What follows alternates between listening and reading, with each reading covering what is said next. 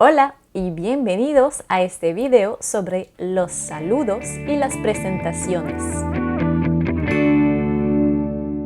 Salut! Bienvenue à cette vidéo sur les salutations et la présentation personnelle. Donc, vous avez probablement tous déjà entendu la manière en espagnol de dire salut et ce sera hola.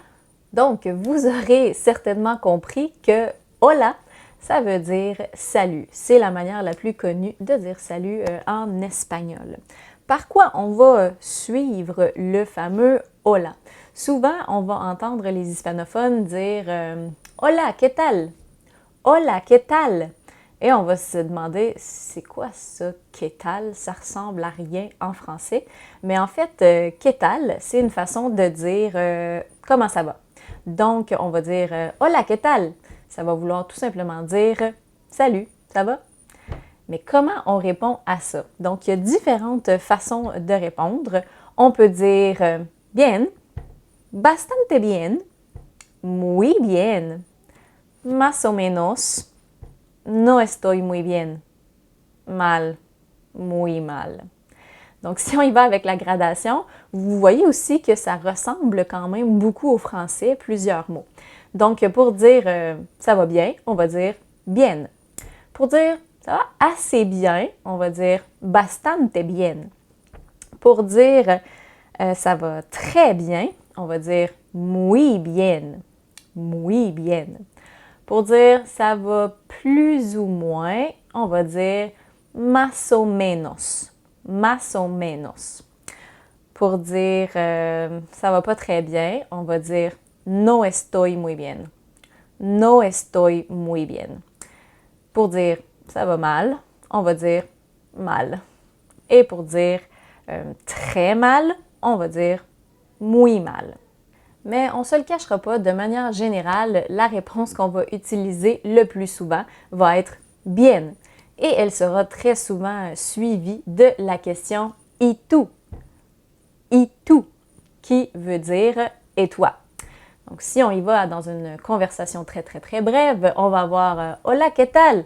Bien, ¿y tú? Hola, ¿qué tal? Bien, ¿y tú? » Ça va être vraiment la formule de base. Il existe plusieurs autres façons de demander comment ça va. On va y aller avec d'autres formulations de base.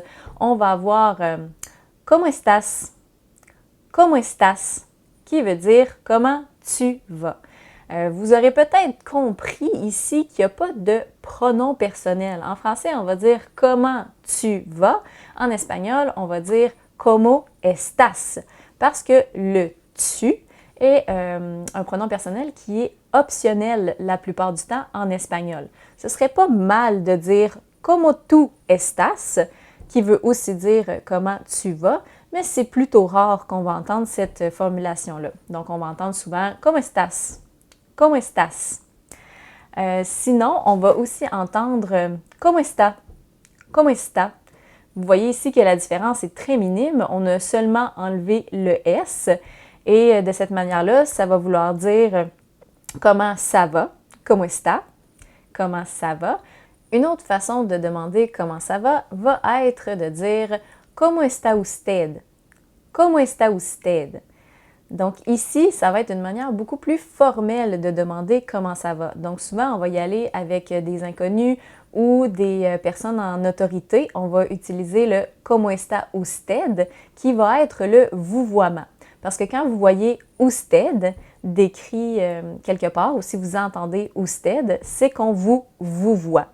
Donc la différence entre ¿Cómo está? Et ¿Cómo está usted? Ça va être que ¿Cómo está? Va être plus comment ça va, de manière plus informelle, et ¿Cómo está usted? Va être comment allez-vous? Une seule personne, mais c'est qu'on va vous voyez. Évidemment, encore une fois, selon les pays, les régions, il y a d'autres expressions pour demander comment ça va. Je pense en particulier au Mexique qui vont dire ¿Qué onda? ¿Qué onda? Mais j'irai pas dans tous les régionalismes, ce serait beaucoup trop long. Et la manière de répondre, par contre, reste la même. Donc, on a está bien, está muy bien, está bastante bien, está más o menos, no estoy muy bien, estoy mal, estoy muy mal. Ahora vamos a ver cómo se dice bonjour. Maintenant, on va voir comment on dit bonjour. Ici, ça va vraiment dépendre du temps de la journée où on veut dire bonjour. Donc, le matin, avant le midi, por la mañana, antes de mediodía, on va dire buenos días. Buenos días.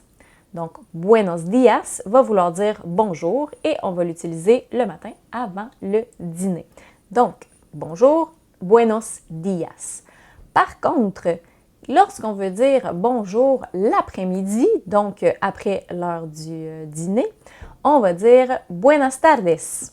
Buenas tardes, qui veut aussi dire bonjour, mais qu'on va utiliser après midi, después de mediodía. Pour dire bonsoir avant le coucher du soleil, on va aussi dire buenas tardes. Buenas tardes avant le coucher du soleil. Et après le coucher du soleil, pour dire bonsoir, on va dire buenas noches. Buenas noches. Buenas noches. Bon, je pense pas qu'il vous en tienne rigueur si vous utilisez buenas tardes un petit peu après le coucher du soleil, mais je vous donne quand même la règle qui est avant le coucher du soleil, pour dire bonsoir, on dit buenas tardes, et après le coucher du soleil, pour dire bonsoir, on dit buenas noches. J'attire votre attention maintenant sur la différence entre les trois expressions. Donc, je reviens à la première pour dire bonjour, qui était buenos días. Buenos días. Pourquoi on dit buenos días, mais on dit buenas tardes? C'est bien simple. En fait, c'est par rapport au mot qui suit le buenos ou le buenas. Donc, vous aurez compris que dia est un mot masculin, donc on va dire buenos días. Qu'est-ce que ça veut dire dia? El dia, ça veut dire le jour ou la journée. Par contre, tardes et noches sont deux mots féminins. C'est pourquoi on va utiliser buenas. Donc, buenas tardes, buenas noches. Donc, la tarde, ça veut dire l'après-midi. Et la noche, ça veut dire la nuit. Sinon, en cas de doute, vous pouvez tout simplement dire buenas. Buenas. Et vous vous assurez de dire bonjour et de ne pas faire d'erreur. Ahora, vamos a ver cómo presentarse en español. Maintenant, on va voir comment se présenter en espagnol. Si je veux dire « Salut, je m'appelle Claudia », je vais dire « Hola, me llamo Claudia ». « Hola, me llamo Claudia ».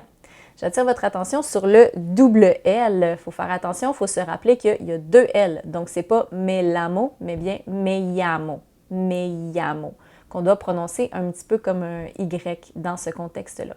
Vous aurez peut-être remarqué qu'encore une fois, je n'ai pas utilisé le pronom personnel. Donc, je n'ai pas dit « Yo me llamo Claudia », j'ai seulement dit « Me llamo Claudia ».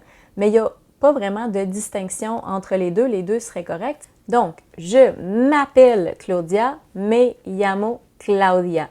Donc, vous aurez peut-être déduit que le « me » dans ce contexte-là est comme le M' en français. Je m'appelle Claudia, me llamo Claudia. Otra manera de presentarse es soy Claudia. Soy Claudia. Ça veut dire je suis Claudia.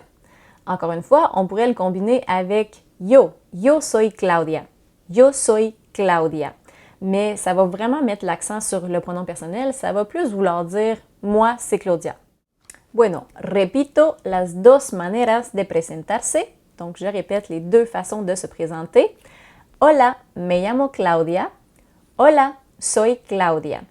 Pour demander son nom à quelqu'un, encore une fois, il y a deux façons de le faire. Tu peux dire « ¿Cómo te llamas? ¿Cómo te llamas? » qui va vouloir dire comment tu t'appelles, ou tu peux aussi dire « Cuál es tu nombre? » Cuál es tu nombre? Qui veut dire « Quel est ton nom? » Avec ces deux exemples-là, on utilise le tutoiement, donc c'est un petit peu plus informel. Es un poco más informal. Donc, ¿Cómo te llamas? Comment tu t'appelles? Et ¿Cuál es tu nombre? Quel est ton nom? Pour être un peu plus formel avec des inconnus ou des personnes en autorité, on pourrait utiliser le vouvoiement. Dans ce cas-là, les deux questions seraient « ¿Cómo se llama usted? » « ¿Cómo se llama usted? » ou « ¿Cuál es su nombre? » ¿Cuál es su nombre? Quand même très peu de différence, mais c'est une manière un petit peu plus formelle de poser la question. Ahora repito. Maintenant, je répète. Hola, me llamo Claudia. Hola, soy Claudia. ¿Cómo te llamas? ¿Cómo te llamas? ¿Cómo se llama usted? ¿Cómo se llama usted? ¿Cuál es tu nombre? ¿Cuál es tu nombre? ¿Cuál es su nombre? ¿Cuál es su nombre? Y para responder vas a decir mi nombre es Sofía Rodríguez de la Cruz. Donc pour répondre, on va dire mi nombre es. Petite mise en situation. Quelqu'un vous a posé la question ¿Cuál es tu nombre? ¿Cuál es tu nombre? Et vous avez répondu Me llamo Sofía. Me llamo Sofía. Mais qu'en fait la personne voulait votre nom au complet avec les noms de famille, elle va probablement vous poser la question ¿Cuál es tu apellido? ¿Cuál es tu apellido? Qui veut dire quel est ton nom de famille. Et la manière la plus formelle va être ¿Cuál es su apellido? ¿Cuál es su apellido? Quel est votre nom de famille? C'est la manière de vous voyer. Donc, apellido, apellido veut dire nom de famille. Ils vont souvent l'utiliser dans sa forme plurielle parce que, un poco de cultura, los hispanohablantes tienen dos apellidos. Les hispanophones ont deux noms de famille. Uno del padre, du père, uno de la madre, de la mère. Entonces, si tu papá se llama Raúl Rodríguez de la Cruz y tu mamá se llama María de la Cruz Zapatero, a la pregunta ¿cómo te llamas? Vas a responder Me llamo Sofía Rodríguez de la Cruz. Donc, vous voyez, ils utilisent le premier nom de famille du père et le premier nom de famille de la mère. Tout le monde a deux noms de famille. Además, hay muchos apellidos que terminan por es. Fernández, Rodríguez, López, etc. Esta terminación significa hijo de. Le EZ veut dire fils de, hijo de. Entonces, Martínez quiere decir hijo de Martín. Donc, Martínez veut dire le fils de Martin. Interesante, ¿no? Ahora, vamos a ver cómo presentar a otra persona. Maintenant, on va voir comment présenter quelqu'un d'autre. Hola, me llamo Claudia y te presento a Tomás. Salut, je m'appelle Claudia et je te présente Thomas. Te presento a Tomás. Vous voyez que la structure est assez similaire au français, mais il y a le petit A en espagnol qui est important. On va dire te presento a Tomás, alors qu'en français, ça veut dire je te présente Thomas. On ne va pas dire je te présente à Thomas, je te présente Thomas. Mais en espagnol, on doit dire te presento a Tomás. Otra manera de presentar a otra persona es este es Raúl, mi novio. Este es Raúl, mi novio. Et ça veut dire voici Raoul, mon chum. Donc, novio, chum. Si vous avez plutôt une blonde, le mot se transforme assez facilement. Au lieu de novio pour dire chum, on va dire novia pour dire blonde. Hola, te presento a Ana, mi novia. Salut, je te présente Ana, ma blonde. Otro ejemplo sería esta es mi hermana, Beatriz. Esta es mi hermana. Voici ma sœur, Béatrice. Donc, il y a souvent des petites variations masculin-féminin. Donc, par exemple, ici, este es Raúl, mi novio. Voici Raúl, mon chum. Et en contrepartie, on va dire esta es mi hermana, Beatriz. Voici ma sœur, Béatrice. Donc, este masculino, esta femenino. Qu'est-ce qu'on répond quand on rencontre une nouvelle personne ou qu'on se fait présenter une nouvelle personne? En français, on va dire enchanté, par exemple. Donc, ça va se traduire par encantado ou encantada. Vous l'aurez deviné, si vous êtes un garçon et que vous voulez dire enchanté, vous allez dire encantado. Encantado. Moi, par exemple, je suis une femme, donc je vais répondre encantada. Encantada. Si vous voulez pas vous casser la tête, encore une fois, est-ce que c'est masculino, masculin, féminin, O, A, je suis mêlée, vous pouvez aussi dire tout simplement mucho gusto, qui veut dire c'est un plaisir. Et à ça, on peut répondre el gusto es mío. El gusto es mío. Donc, si quelqu'un vous dit mucho gusto, pour dire c'est un plaisir, vous pouvez répondre el gusto es mío. El gusto es mío, qui veut dire le plaisir est pour moi. Bueno, así se termina el video de hoy. Espero que les ha gustado. Merci de votre écoute et à bientôt!